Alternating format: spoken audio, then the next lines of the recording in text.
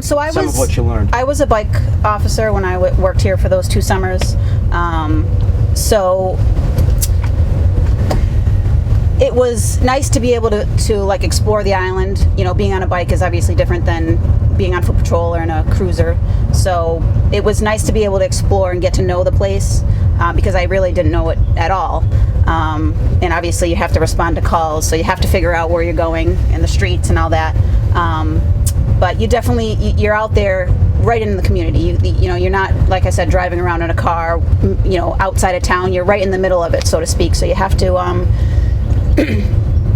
I guess your communication skills, you know, definitely grow while you're working as a summer officer because you're constantly interacting with people, whether it's giving someone directions or going to a medical call or assisting a full-time officer. You're constantly communicating with people, so that's huge.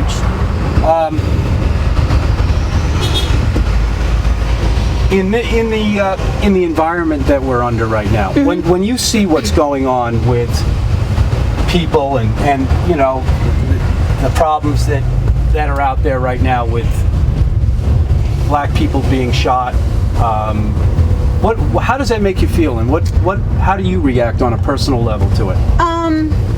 You know, I hate watching the news just because I feel like every day it seems like another police officer is shot or there's an attack somewhere. So it's kind of depressing to watch the news actually, and I tend not to just because of that. You know, I don't ever want to see anybody die. You know, it's police officer or citizen, it doesn't matter. You know, nobody wants to see anybody die. And unfortunately, sometimes that's what the job calls for in certain situations. Right. So, okay, let me ask you about guns. What do you think? Should we have more gun control? Let's see. I think people should have the right to have guns. How about assault rifles? I agree with them, yes. You do? I do. Why? Given that they're in the right hands. I think... But how can you know which hands they're going to be in? I mean, why not allow people to have a bazooka? Well, I think that my own personal opinion is... They should have that too? Well, even if there are stricter gun laws, there are people out there that can get a gun with or without a license. And that's just the fact of life. I mean, things aren't always done the correct way, or legally, I should say. People can get guns if they really want a gun, they could get a gun. Well, I guess, I mean, I'm not a big gun fan, I'll be totally honest with you. I don't mind letting everybody know. I just think that it creates it's just too easy to kill yourself with one as well when you're not feeling good. Okay, let's just put an end to it. Or you could get angry, or a kid could get in, you know, the children that could get in touch with those. It seems more trouble than what they're meant to be. Now, a rifle or a handgun, okay, fine, I get it, but anything more than that, when we promote the acquisition of getting more and more guns, at some point you got to wonder, what am I saving these for? And really, what am I worried about here?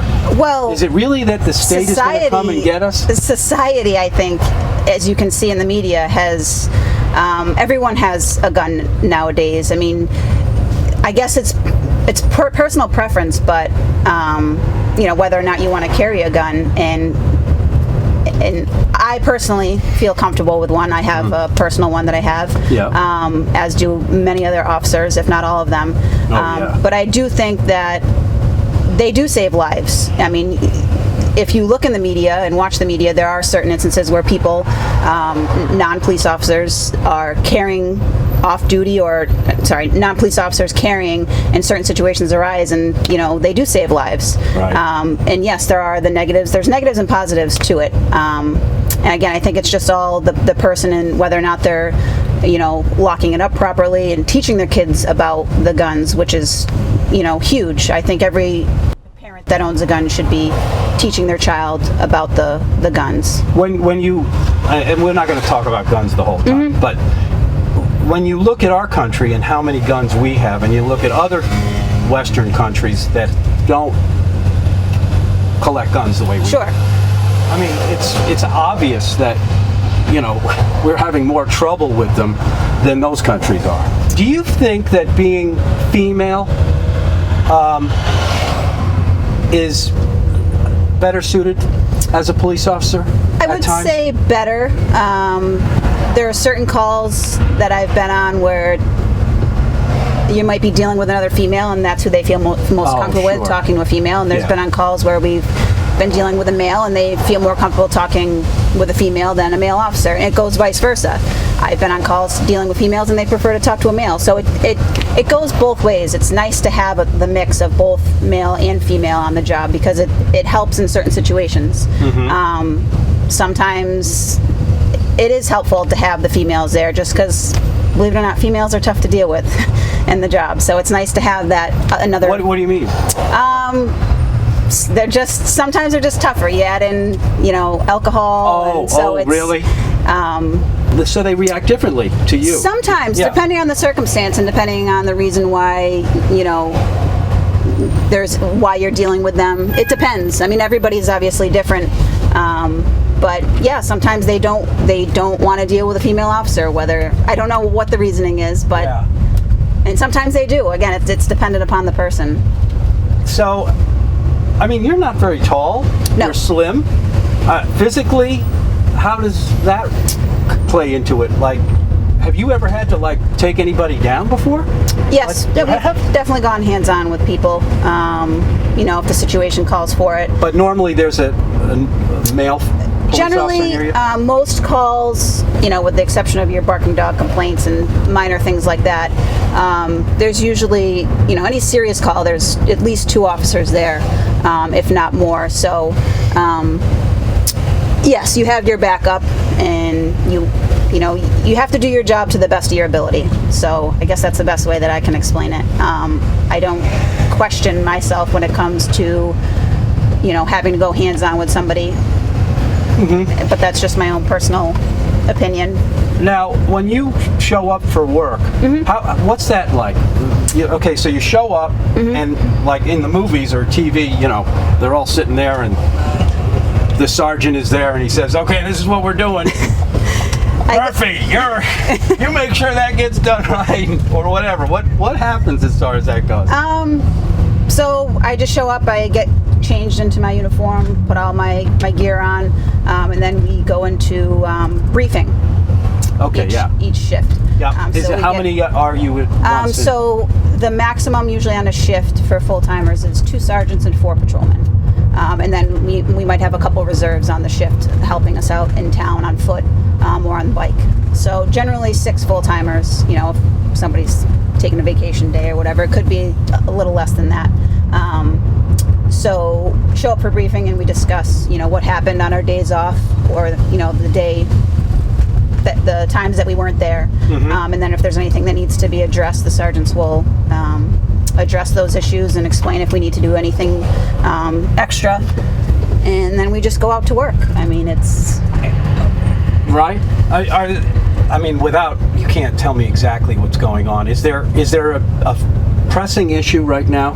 I would assume something, but I would say we've had a few break-in and enterings into some of the restaurants. Oh, really? So that's been an issue. Where's that coming from mostly? Is that just kids? I don't know. I'd like to know, but I don't know. I see. So hopefully we can find the suspect. Okay. So that's a big thing. Yes. Yeah. I mean, you don't like to see any business get broken into or and lose money or have damaged property. So we'd obviously like to find out who it is. So are you married? No. Okay. No. Divorced. Okay. Do you have kids? No. Okay. Nope.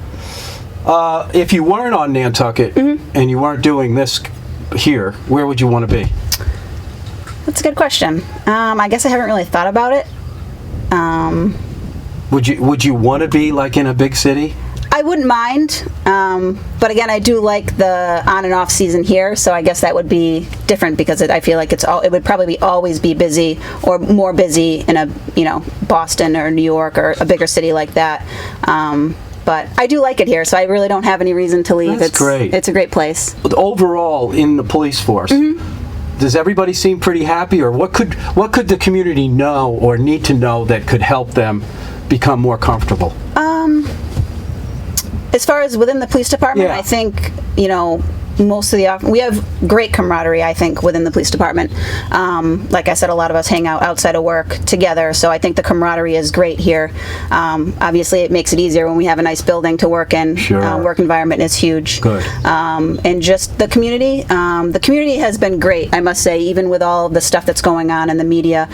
People have given us some thank you letters and things like that, showing their support and appreciation, which is great. The community here is awesome. You bet. Towards us. Just treat everybody with respect, I guess, is, you know, respect is earned, and it makes things a lot easier. Yeah, okay. That way. Yeah, right, So, exactly. just be kind to everybody and respectful, and things go a lot easier. Okay. So, Well, is there anything else that I should know that maybe you haven't shared with me? I think that's it. I think I got a good sense of who you are and what it's like to be a police officer here. Yes, it's great. It really is. One of these days I'm going to go out and do a little, I did it a long time ago, a cops show at night. Just follow the cops around. That would be fun. great. Wouldn't it? Yes, definitely. Okay. Definitely. Maybe sometime this summer I'll do it. Absolutely. Nice to meet you. Nice to meet you. Thank you, Jackie. All right, have a great day. You too now. Thank you.